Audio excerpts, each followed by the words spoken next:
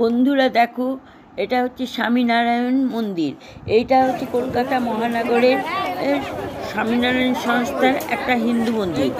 এটা 2014 সালে এই মন্দিরটি পবিত্র করে জনসাধারণের জন্য উন্মুক্ত করা হয়। শহরের মধ্যে পরিবহন মাধ্যমে মিটারযুক্ত ট্যাক্সি, ক্যাব, বাস রুট আছে, SD16, Uber, OLA, private car চলে। মন্দিরের মূর্তি দর্শন, পুজো, ভোগ, আরতি, পুজো অর্চনার জন্য প্রচুর সংখ্যক ভক্ত আসেন।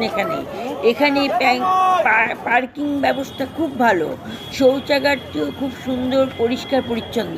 মন্দির প্রাঙ্গণটিও ভীষণ সুন্দর, প্রচুর বড় বিশাল আকারের প্রাঙ্গণ, এবং মন্দিরটিও ভীষণ সুন্দর এবং খুব সুন্দর মন্দির। সকালে ভোগ প্রসাদ 10টা 15 থেকে 11টা 15 পর্যন্ত দেওয়া হয়, এবং জুতো রাখার ব্যবস্থা খুব সুন্দর। মন্দিরে ফটোগ্রাফি এবং ভিডিওগ্রাফি সম্পূর্ণ নিষিদ্ধ, তাই মন্দিরের ভেতরের কোনো ফটো দিতে পারলাম না। বাইরের টুকু তোমাদের ঘুরে দেখালাম। দেখো বন্ধুরা।